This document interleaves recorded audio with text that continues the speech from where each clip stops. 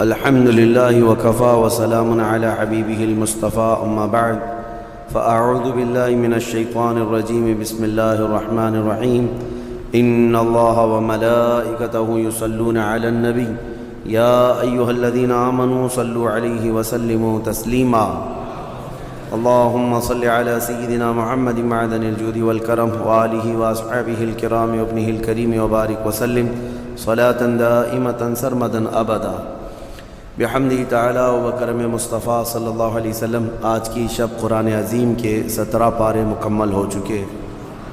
اللہ کریم بقیہ قرآن عظیم کو صحیح تجوید سے پڑھنے اور آپ سب کو سماعت کرنے کی توفیق عطا فرمائے۔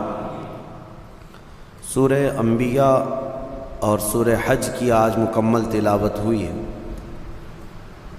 سورہ انبیاء میں کئی انبیاء اکرام علیہ السلام کا ذکر ہے، خاص کر حضرت ابراہیم علیہ السلام کا، حضرت ایوب علیہ السلام کا، اور حضرت داؤد علیہ السلام، حضرت سلیمان علیہ السلام، پھر حضرت زکریا و یحییٰ علیہ السلام کا۔ ان تمام نبیوں کا ذکر ہے، اور اللہ کریم نے جب جب انبیاء اکرام علیہ السلام کا ذکر فرمایا، ارشاد فرمایا کہ یہ نشانی ہے اور دوسروں کے لیے ان کے واقعات عبرت ہیں، درس ہے۔ انبیاء اکرام علیہ السلام میں حضرت ابراہیم علیہ السلام ابو الانبیاء کہلاتے ہیں، یعنی اکثر نبیوں کے وہ باپ ہیں۔ حضرت ابراہیم علیہ السلام، ان کی نسل میں کئی ہزار انبیاء اکرام پیدا ہوئے۔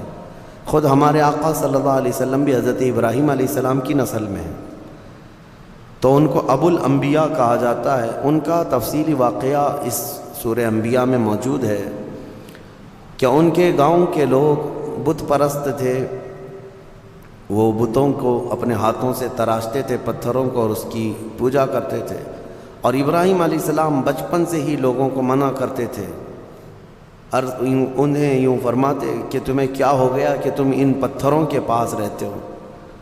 ما هذه التماثيل التي انتم لها عاکفون، یہاں تم اعتکاف کیے بیٹھے رہتے ہو پتھروں کے سامنے۔ تو لوگ ان کا انکار کرتے اور کہتے کیا تم نیا کچھ لے کر کے ہمارے پاس آ رہے ہو؟ یہ ہمارے باپ داداؤں سے یہ پرمپرا چلی ہے۔ حضرت ابراہیم علیہ السلام کو جھٹلاتے رہتے تھے۔ حضرت ابراہیم علیہ السلام نے ایک دن، یعنی بچپن سے ہی آپ کے ذہن میں بت پرستی نہ آئی اور نہ ہی کبھی ان کی طرف گئے، سختی سے آپ منع کرتے اور انکار کرتے رہے۔ ان کا چاچا حضرت ابراہیم علیہ السلام کا آزر، یہ خود بھی بت پرست تھا۔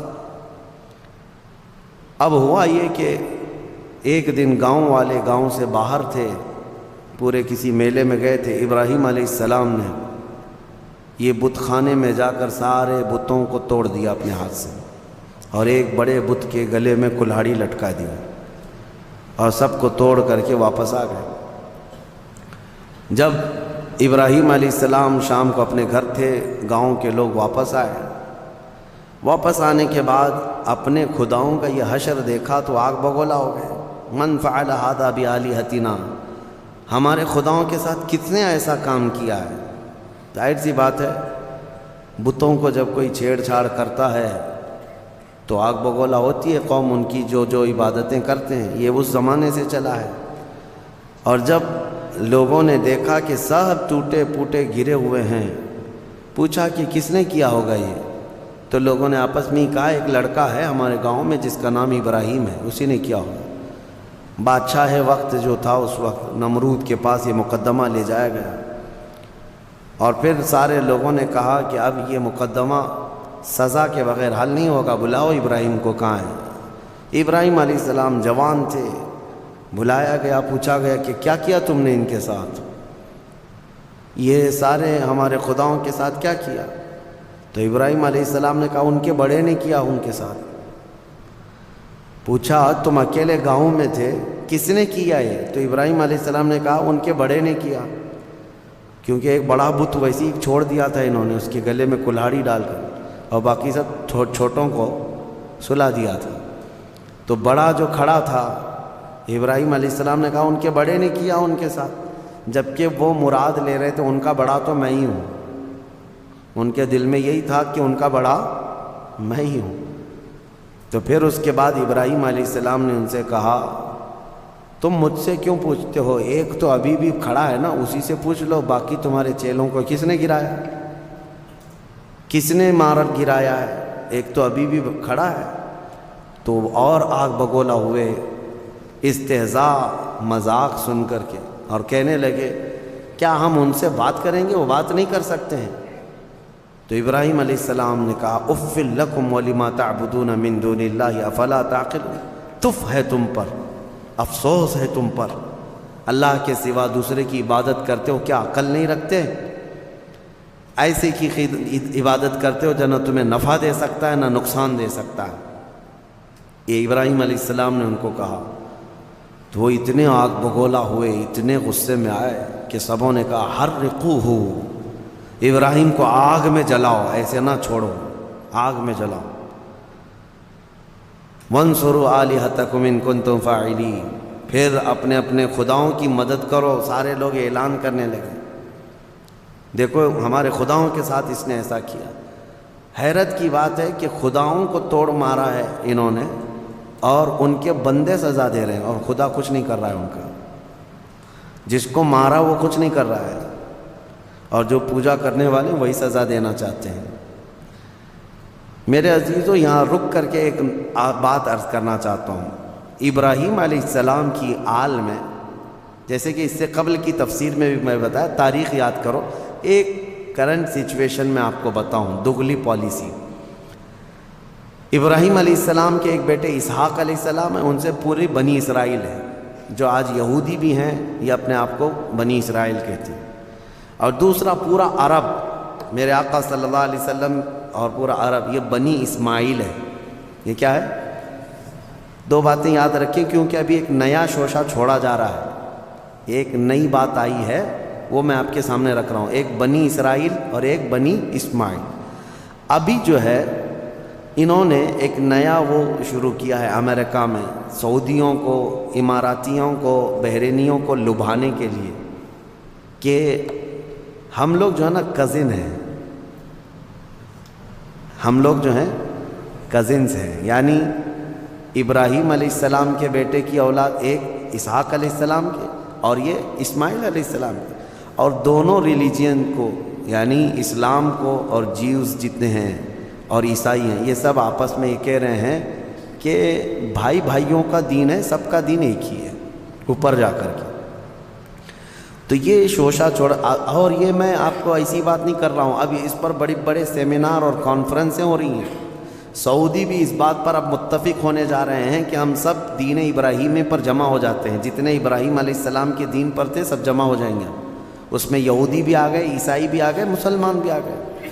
لیکن حقیقی بات یہ ہے کہ دین ابراہیمی پر اگر کوئی آج قائم ہے تو وہ صرف امت محمدیہ ہے، مصطفیٰ کریم صلی اللہ علیہ وسلم کی یہ امت مسلمان قائم ہے، کیونکہ ابراہیم علیہ السلام کے متعلق قرآن میں جگہ جگہ اللہ نے فرمایا کہ ان ابراہیم کان امۃ قانتا للہ حنیفا، وہ دین حنیف کہتے ہیں، سیدھے دین پر قائم تھے، سیدھے راستے پر، شرک میں مبتلا نہیں تھے ابراہیم علیہ السلام۔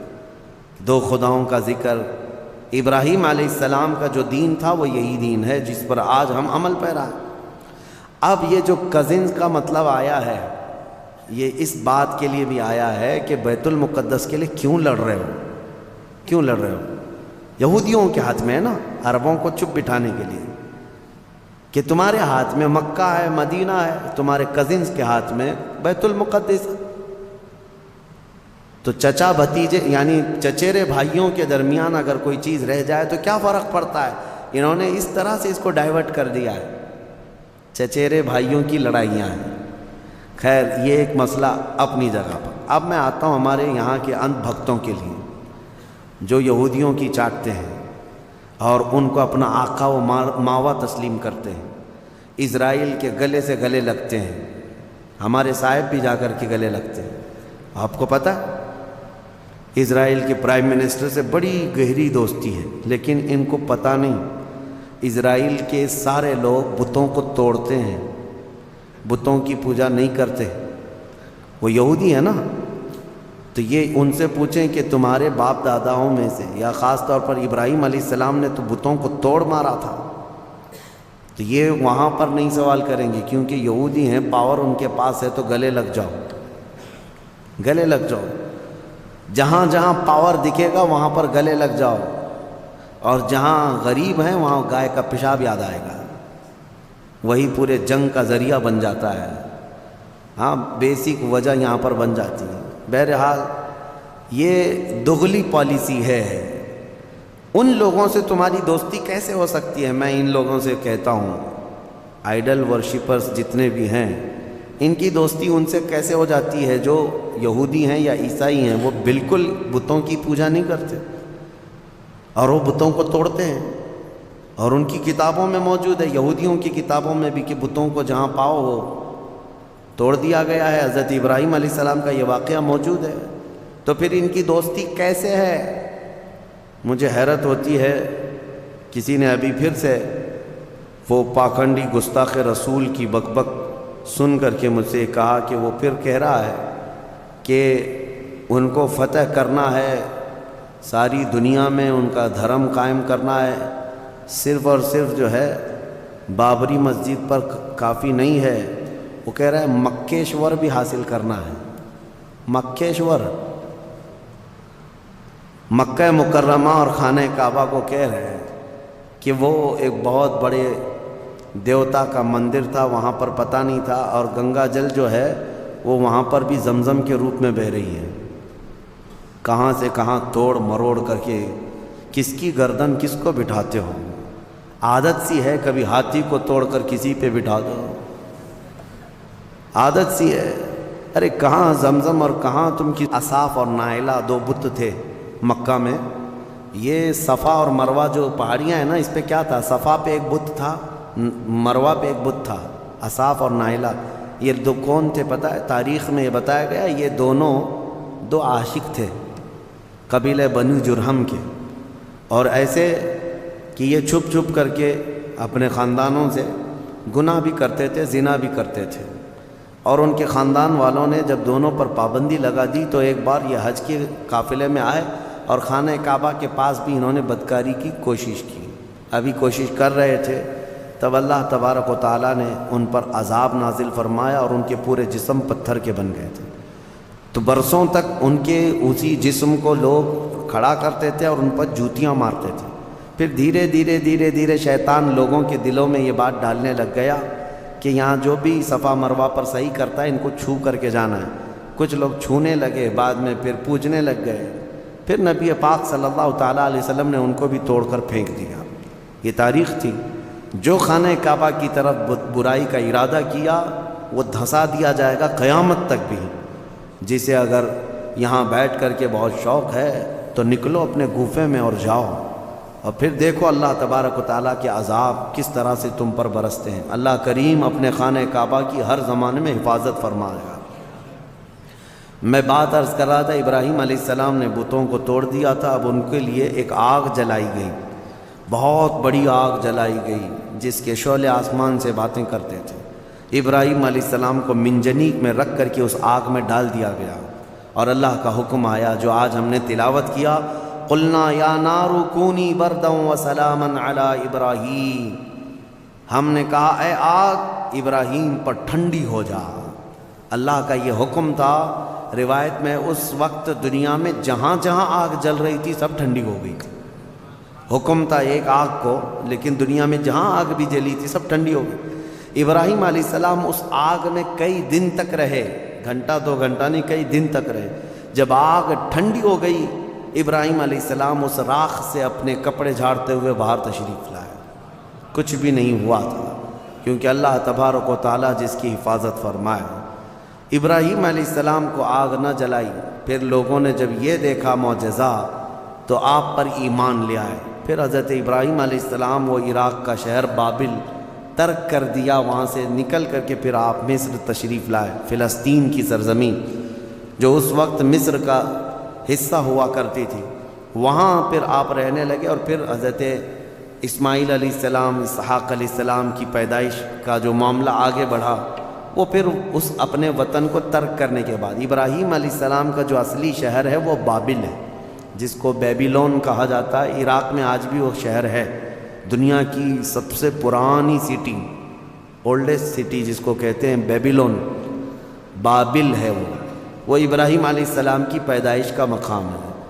تو بہرحال ابراہیم علیہ الصلاۃ والتسلیم کے ساتھ یہ چیزیں پیش آئی، اس کے بعد پھر ان کی زندگی کا اور بھی طویل واقعہ 23ویں پارے میں انشاءاللہ عرض کروں گا۔ اس پارے میں حضرت ایوب علیہ السلام کے متعلق بھی ذکر آیا ہے، حضرت یونس علیہ السلام کا بھی، کہ یونس علیہ السلام مچھلی کے پیٹ میں جب گئے تھے تو اللہ فرماتا ہے وَذَنُّونِ إِذْ ذَهَبَ مُغَاضِبًا فَظَنَّ أَن لَّن نَّقْدِرَ عَلَيْهِ فَنَادَىٰ فِي الظُّلُمَاتِ أَن لَّا إِلَٰهَ إِلَّا أَنتَ سُبْحَانَكَ إِنِّي كُنتُ مِنَ الظَّالِمِينَ۔ یونس علیہ السلام نے ان اندھیریوں میں پکارا تھا، مولا تیرے سوا کوئی معبود نہیں، تجھے بلندی ہو، پاکی ہو، میں آگے بڑھ جانے والوں میں سے ہو گیا۔ تو اللہ تبارک و تعالیٰ فرماتا ہے ہم نے ان کی دعا قبول کر لی اور ان کو غم سے آزاد کر دیا۔ 3 نبیوں کا ذکر ایسا ہے کہ جنہوں نے جیسے ہی پکارا اللہ نے فوراً ان کی دعا قبول کی۔ ایک ایوب علیہ السلام، تینوں کے جملے سن لیجئے، تینوں کے جملے۔ ایوب علیہ السلام کو آزمائش میں مبتلا کیا گیا تو سخت بیمار ہوئے تھے، انشاءاللہ وہ 23ویں پارے میں ان کا تفصیلی ذکر آئے گا۔ بہت سخت آزمائش میں مبتلا تھے، جسم پورا بیمار۔ اس وقت انہوں نے جب ان کی زبان کٹ گئی تھی تو یہ جملہ کہا تھا وَأَيُّوبَ إِذْ نَادَىٰ رَبَّهُ أَنِّي مَسَّنِيَ الضُّرُّ وَأَنْتَ أَرْحَمُ الرَّاحِمِينَ، وَأَنْتَ أَرْحَمُ الرَّاحِمِينَ، اے مولا تکلیف تو مجھے پہنچی ہے لیکن تو ارحم الراحمین ہے، تو سب سے زیادہ رحم کرنے والا ہے۔ اس کے فوراً بعد اللہ فرماتا ہے فَاسْتَجَبْنَا لَهُ فَكَشَفْنَا مَا بِهِ مِن ضُرٍّ، ہم نے ایوب کی دعا سن لی اور جو انہیں تکلیف تھی فوراً اس کو ہم نے دور کر دیا۔ یہ ایوب علیہ السلام کی سن لی، ادھر یونس علیہ السلام کی سن لی۔ یونس علیہ السلام کا جملہ کیا تھا؟ لا الہ الا انت سبحانک انی کنت من الظالمین۔ اس کو اسم اعظم بھی کہا گیا ہے، بہت تیز دعائیں قبول ہوتی۔ تیسرے نبی کا ذکر ہے حضرت زکریا علیہ السلام، اولاد نہیں تھی، بڑھاپا آ گیا تھا، تب انہوں نے یہ کہا تھا ربی لا تذرنی فردا وانت خیر الوارثین، اے میرے رب مجھے تنہا مت چھوڑ، مجھے اکیلا مت رکھ، تو بہترین، تو خیر الوارثین ہے، بہتر وارث دینے والا ہے، سب کا بہترین وارث تو ہی ہے۔ تو یہ دعا حضرت زکریا علیہ السلام کی اللہ کو پسند آئی، اے اللہ مجھے اکیلا مت چھوڑ، تو خیر الوارثین ہے۔ اللہ فرماتا ہے فاستجبنا لہ ووہبنا لہ یحییٰ، ہم نے زکریا کی دعا سن لی اور فوراً ان کو یحییٰ علیہ السلام کی شکل میں بیٹا عطا کیا۔ 3 دعائیں میں نے آج آپ کو بتائی ہیں، ایک ایوب علیہ السلام کی، ایک یونس علیہ السلام کی، ایک زکریا علیہ السلام کی۔ ایوب علیہ السلام نے بیماری میں دعا کی، یونس علیہ السلام نے اندھیریوں میں دعا کی، زکریا علیہ السلام نے بے اولاد ہونے پر دعا کی۔ یہ تینوں معاملات ہماری زندگیوں میں آتے ہیں، کوئی بے اولاد ہے، کوئی پریشان حال ہے اور کوئی بیمار ہے۔ یہ 3 دعائیں یاد رکھیں، اللہ نے فوراً ان آیتوں کے بارے میں فرمایا، ان کے آیتوں کے بعد فرمایا، ہم نے فوراً قبول کیا ان کی باتوں کو، فوراً قبول کیا۔ یقیناً اللہ تبارک و تعالیٰ آج بھی قبول کرنے والا ہے۔ اور ایک آیت اللہ تعالیٰ نے اس بارے میں ارشاد فرمائی، مولا کریم فرماتا ہے کہ یہ سب نبیوں کے ذکر کے بعد یہ سورہ جہاں ختم ہونے کو آیا، آخر میں جہاں سورہ ختم ہونے کو آیا، اخیر سورہ میں رب تبارک و تعالیٰ آخری نبی کے بارے میں فرماتا ہے وما ارسلناک الا رحمۃ للعالمین، محبوب ہم نے آپ کو سارے جہانوں کی رحمت بنا کر بھیجا ہے، رحمت بنا کر بھیجا ہے۔ رحمت کا مطلب کیا ہے؟ رحمت جس کے ذریعے سے خوشیاں ملیں، جس کے ذریعے سے مشکلات حل ہوں، جس کے ذریعے سے اللہ تعالیٰ تمہاری مصیبتوں کو دور کرے، وہ رحمت ہے۔ ماں بیٹے کے لیے رحمت ہے، باپ بیٹے کے لیے رحمت ہے، یہ سب رحمتیں ہیں۔ اور اللہ تعالیٰ کی سب سے بڑی رحمت اس دنیا میں کوئی ہے تو وہ محمد الرسول اللہ کی ذات صلی اللہ علیہ وسلم، وہ سب کے لیے رحمت ہے، وہ سب کے لیے رحمت ہے۔ حتیٰ کہ آپ کو میں بتاؤں زمین و آسمان اس بارے میں لڑائیاں کرتے ہیں، زمین اور آسمان اعلیٰ حضرت نے اس کو اپنے نعت میں لکھا ہے، خم ہو گئی پشت فلک استان زمیں سے، یعنی آسمان بہت اپنی ڈینگے یعنی اپنی بڑائیاں بتا رہا تھا کہ مجھ میں چاند ہے، مجھ میں ستارے ہیں، مجھ میں سورج ہے، یہ ساری بڑی بڑے سٹارز آسمان اپنے اندر رکھتا ہے۔ تو زمین نے ایک ہی تانا دیا تھا، ایک تانا دیا تھا۔ اعلیٰ حضرت فرماتے ہیں خم ہو گئی پشت فلک، یعنی آسمان کی پیٹھ جھک گئی اس تانے زمین سے، زمین کے اس تانے کو سن کر۔ خم ہو گئی پشت فلک اس تانے زمین سے، سن ہم پہ وہ سرور دو عالم ہے، وہ رتبہ ہے ہمارا۔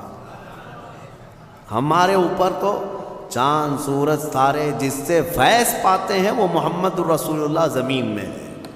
میرے عزیزو، آپ کو میں بتاؤں، رسول پاک صلی اللہ تعالیٰ علیہ وسلم ملائکہ کے لیے رحمت ہیں کہ نہیں؟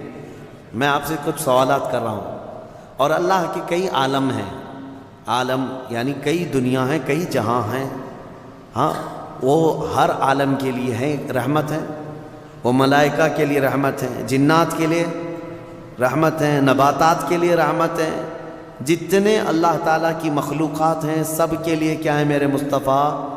رحمت ہیں۔ شاعر نے بڑے اچھے انداز میں کہا ہے، وہ ہر عالم کی رحمت ہیں، کسی عالم میں رہ جاتے یا ان کی مہربانی ہے کہ یہ عالم پسند آیا، یا ان کی مہربانی ہے کہ یہ عالم پسند آیا۔ میرے عزیزو، یہ قربان جاؤ میرے مصطفیٰ کریم کے اس روئے زمین پر کہ آقا ہمارے درمیان میں ہے، ورنہ وہ ملائے اعلیٰ میں رہتے، وہ فرشتوں کے درمیان رہتے، وہ جنتی حوروں کے درمیان رہتے، لیکن مولا رسول کریم صلی اللہ تعالیٰ علیہ وسلم کو ہمارے درمیان میں رکھا۔ یہ حضور کی اپنی پسند تھی اپنی امت کے ساتھ رہنے۔ اور یہ بھی میں آپ کو بتا دوں، قیامت کے دن کیا میرے نبی صلی اللہ تعالیٰ علیہ وسلم پچھلی امتوں کے لیے رحمت نہیں ہوں گے؟ آدم علیہ السلام سے لے کر عیسیٰ علیہ السلام تک کے ہر امتی کے لیے حضور رحمت ہے، سب کے لیے رحمت ہے، سب کا حساب حضور کی شفاعت کے بعد ہونا ہے۔ لیکن اس کے باوجود میرے آقا صلی اللہ علیہ وسلم قیامت کے دن اگر کہیں نظر آئیں گے تو وہ اپنے امتیوں کے بیچ میں نظر آئیں گے، ہمارے درمیان نظر آئیں گے۔ لوگ نبی پاک صلی اللہ تعالیٰ علیہ وسلم کے ارد گرد ہوں گے۔ عزیزان گرامی وقار، اب یہاں پر ایک بات میں عرض کرتا ہوں، ایک آیت میں پڑھتا ہوں، آپ خود سمجھ جائیں گے۔ 11ویں پارے میں یہ آیت گزر چکی ہے، میں ترجمہ بتاتا ہوں اور کس کی طرف اشارہ ہے آپ خود سمجھ لیں گے، پڑھے لکھے لوگ ہیں۔ اللہ فرماتا ہے قُلْ بِفَضْلِ اللَّهِ وَبِرَحْمَتِهِ فَبِذَلِكَ فَلْيَفْرَحُوا۔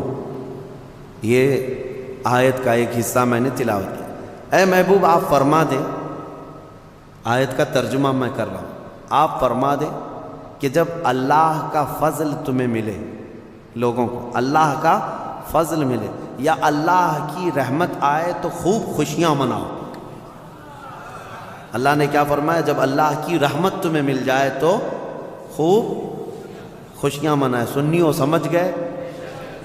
قرآن کی آیت کہہ رہی ہے جب تمہارے پاس اللہ کی رحمت آ جائے تو، اب ہر ایک کو بات پتہ ہے اللہ کی سب سے بڑی رحمت اس روئے زمین پر 12 ربیع الاول کو آئی، تو اب جو ہماری خوشیاں منانے کا طریقہ ہے وہ قرآن کے مطابق ہے یا نہیں؟